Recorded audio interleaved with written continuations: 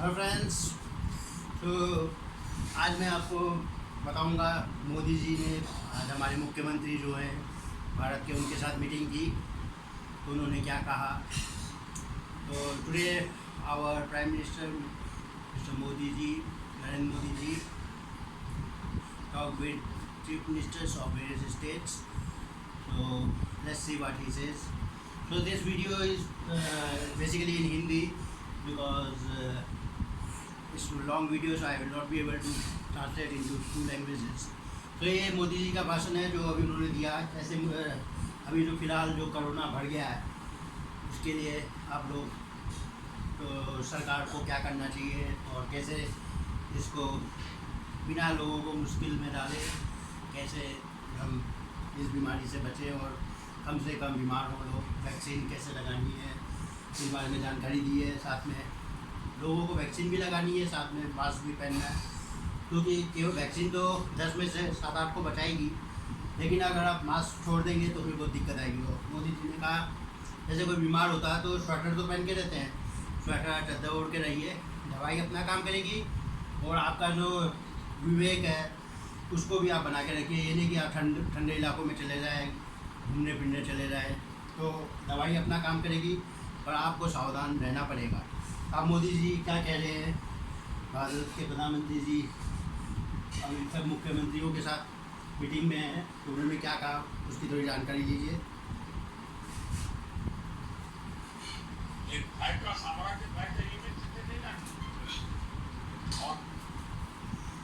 सावधानियां बरत करके कुछ इनिशिएटिव लेकर हमें जनता को परेशानी से मुक्ति भी दिला।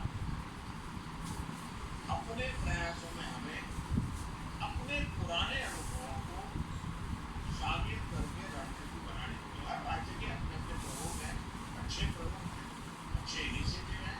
कई राज्य दूसरे राज्यों से नए नए प्रयोग सीख भी रहे हैं, लेकिन अब एक साल में हमारी गवर्नमेंट मशीन को नीचे कर ऐसी स्थितियों में कैसे काम करना चाहिए पूरी ट्रेनिंग हो चुकी है। अब हमें प्रोएक्टिव होना चाहिए, हमें जहाँ जरूरी हो, और ये मैं आग्रहपूर्वक कह रहा हूँ, माइक्रो कंटेनमेंट जोन बनाने का विकल्प भी किसी भी हालत में निराश नहीं लानी चाहिए।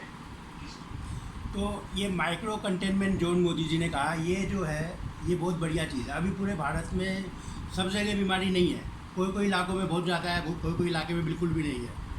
तो जो माइक्रो मतलब है छोटे से इलाके हैं, जैसे मान लो एक छोटे से शहर में एकदम से बहुत सारे पेशेंट मिलने लगे तो उसको लॉकडाउन कर दे, बाकी सब आसपास के एरिया खुले रहेंगे। और उस जो माइक्रो रीजन जो है, जो छोटा सा रीजन है, उसको जैसे 10 किलोमीटर का है या 5 किलोमीटर का एरिया है, उसको पूरा लॉकडाउन सील कर दें और उस एरिया से दूसरे एरिया में लोग ना जाएं और दूसरे एरिया के लोग उस एरिया में न जाएं, बोल दें कि भैया यहाँ पे अभी कोरोना पूरी तरह ठीक नहीं हुआ।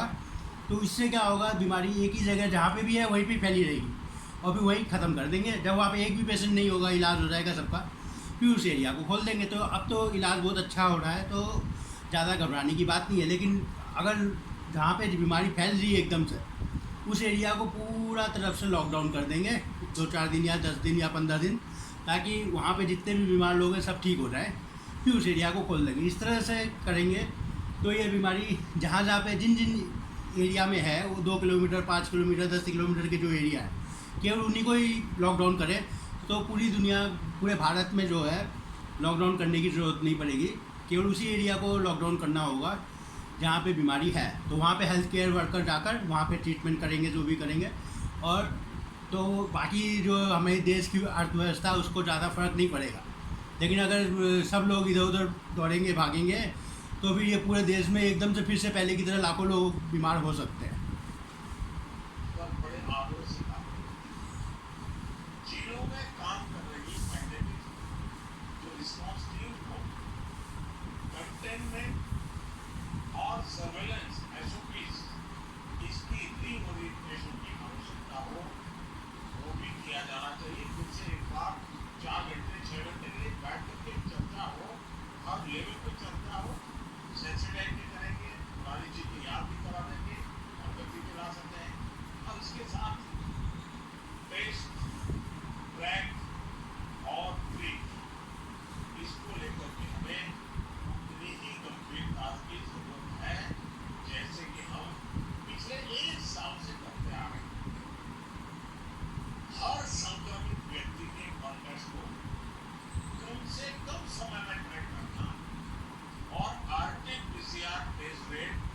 70% से ऊपर रखना बहुत अहम है। हम ये भी देख रहे हैं कि कई राज्यों में रैपिड एंटीजन टेस्टिंग को भी ज्यादा बल दिया जा रहा है, उसी तरह से गाड़ी चल रही है। जैसे केरल है, उड़ीसा है, विदेशों से आने वाले लोगों की संख्या भी बढ़ी है, इसलिए आज हर एक केस के ट्रैवल की, उसके कॉन्टैक्ट में ट्रैवल की सूचना सभी राज्यों को आपस में। तो जो विदेश से लोग आते हैं उनको सूचना देनी चाहिए कि वो किन किन से मिले हैं, अगर वो बीमार हुए पाए जाते हैं तो, ताकि जल्दी से जल्दी जो लोग बीमार होने की संभावित हो उनका इलाज या उनका हम लोग टेस्ट करके ये बीमारी को जल्दी से जल्दी जीरो पे ले जाए, ताकि फिर एक बार कोरोना को एक राज्य से पूरी तरह ख़त्म कर देंगे तो फिर वहाँ पे सब लोग मज़े से आराम से ज़िंदगी जी सकते हैं। और जहाँ पर कोरोना ज़्यादा है, 2 किलोमीटर एरिया या 5 किलोमीटर एरिया, उसको लॉकडाउन करने का कह रहे हैं मोदी जी। पूरे स्टेट को बंद ना करके जिन एरिया में ज़्यादा है वहाँ पे लॉकडाउन कर दें, वहाँ के सब लोगों को कह दें कि आपके एरिया में 4-5 पेशेंट मिले हैं, 100 पेशेंट मिले हैं, तो ये एरिया लॉकडाउन रहेगा जब तक कि वहाँ पे केसेस वापस 2, 4, 10 के बराबर ना हो। तो जहाँ तो उससे क्या होगा कि लॉकडाउन, कम लोग बीमार रहेंगे तो इलाज करना डॉक्टरों के लिए भी आसान रहेगा और ये बीमारी फैलेगी नहीं तो फटाफट ख़त्म हो जाएगी। और गर्मी आने से तो वैसे ही ये थोड़ा कीटाणु कमज़ोर पड़ रहा था। में भी साझा करना जरूरी है। आपस में जानकारी साझा करने के लिए किसी नए मैकेनिज्म की जरूरत पड़ती है, तो उस पर भी विचार होना चाहिए। तो अभी इसी तरह विदेश मोदी जी ने कहा कोई नए माध्यम की ज़रूरत पड़े अगर इसको यूज करने के लिए, तो ये मैंने इस वीडियो जैसे बना रहा हूँ, इस बात को प्रचार कर रहे हैं कि कंटेनमेंट जोन बनाया जाए 2-2 किलोमीटर 5-5 किलोमीटर के, और फिर लोग उस एरिया के लोगों को लॉकडाउन में रखें जब तक कि वहाँ पे मरीजों की संख्या ज़्यादा है, फिर वो ठीक हो जाए तो लॉकडाउन खोल दें। तो पहले तो हमने जब 6 महीने का लॉकडाउन लिया है तो 15 दिन का लॉकडाउन छोटे छोटे एरिया में रहे तो फिर कंट्रोल करना आसान रहेगा। तो आप इस चैनल को सब्सक्राइब कीजिए और लोगों को शेयर कीजिए ताकि अवेयरनेस बढ़े और हम लोग इस कोरोना वायरस से बच सकें। आने वाले यात्रियों और उनके कॉन्टैक्ट्स के सर्वेलेंस के लिए एसओपी के पालन की जिम्मेदारी भी हमारी एक बढ़ गई। अभी हमारे सामने कोरोना वायरस के रूट्स को भी पहचाने और उनके प्रभाव का आकलन का भी एक प्रश्न है। आपके राज्यों में आपको वायरस के वेरिएंट का पता चलता रहे, इसके लिए भी जीनोम सैंपल की टेस्टिंग के लिए भेजा जाना उतना ही अहम है। साथियों, वैक्सीन अभियान को लेकर कई साथियों ने अपनी बात रखी। निश्चित तौर पर इस लड़ाई में वैक्सीन अब 1 साल के बाद हमारे हाथ में हथियार आया है, ये प्रभावी हथियार है। देश में वैक्सीनेशन की गति लगातार बढ़ रही है। अब एक दिन में 30 लाख लोगों को वैक्सीन करने के आंकड़े को भी एक बार को पार कर चुके हैं। लेकिन इसके साथ हमें वैक्सीन डोजेज वेस्ट होने की समस्या को बहुत गंभीरता से लेना है। तेलंगाना और आंध्र प्रदेश में 10% से ज्यादा वैक्सीन वेस्टेज है।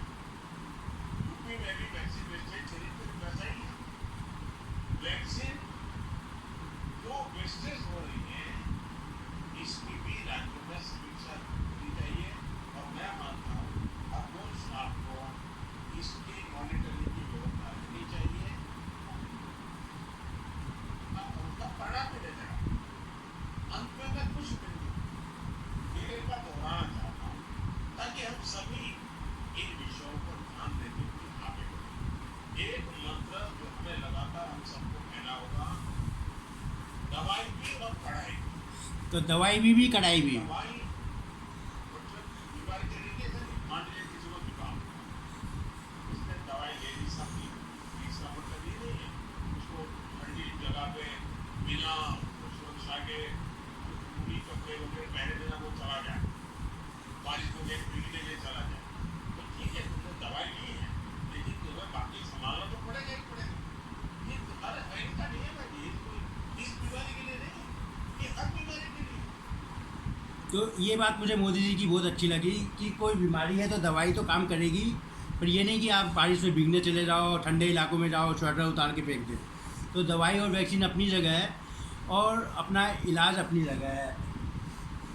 तो आपने अब देखा कि मोदी जी ने क्या कहा, तो अब इस बात को मैं कंक्लूड करता हूँ। आप भी जाके चैनल में देख सकते हैं कि कैसे हमारे मोदी जी ने क्या नए प्लान बनाए हैं। तो आप इसको सहयोग कीजिए और कोशिश कीजिए कि ये महामारी जल्दी से जल्दी ख़त्म हो। तो जो आप कोरोना पेशेंट हैं वो ये जानकारी दें कि वो कहाँ गए थे, वो किस किस देश में गए थे, ताकि हमें पता रहे कि असल में क्या प्रॉब्लम है, कहाँ पर कितने बीमार हैं, ये जानकारी हमारे पास रहे तो हम सरकार इस बीमारी को जल्दी से निपट लेगी। और जो भी आपकी राय है आप कमेंट सेक्शन में लिखिएगा। तो मोदी जी ने बताया कि अभी जो एकदम से जो कोरोना बढ़ रहा है उसके लिए कुछ उपाय बताए, तो आशा है ये आपको पसंद आया होगा। और भी कोई कोरोना रिलेटेड या किसी बीमारी रिलेटेड कोई जानकारी मुझे मिलेगी तो मैं आपको शेयर करूँगा। तो आपको ये कैसा लगा मोदी जी के उपाय बताइएगा। तो मोदी जी ने एक तो कहा कि आप दवाई लेते हैं, वैक्सीन लेते हैं, इसका मतलब ये नहीं है कि आप वो लेना छोड़ दें, अपना ये मास्क लगाना छोड़ दें। तो मास्क आप ये है N95 मास्क, इसमें छोटे छोटे कीटाणु भी रुकते हैं, स्पेशल ज़्यादा महंगा नहीं है, 200 रुपये का है। और उस दिन मैं पिछले वीडियो में मैंने 5-10 रुपये के मास्क भी दिखाए थे आपको। तो ये आप लगा लेंगे तो कुछ हद तक आप कोरोना से बचेंगे।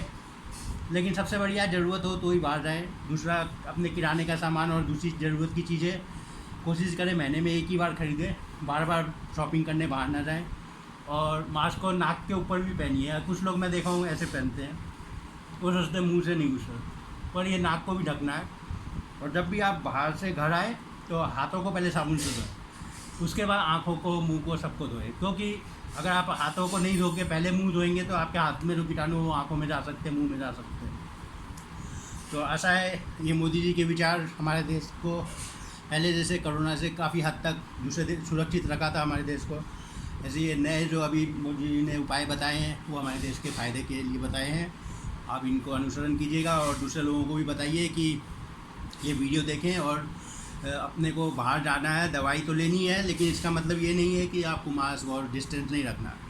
और अभी राज्य स्तर पे और लोकल स्तर पे आपको काम करना है कि जैसे 5 किलोमीटर एरिया है वहाँ पे ज़्यादा पेशेंट है तो उसको पूरा लॉकडाउन कर दें। उस एरिया के लोग दूसरी जगह अपनी सुरक्षा से ही नहीं रहें। ये नहीं कि कोई उनको रोके तो नहीं रहें।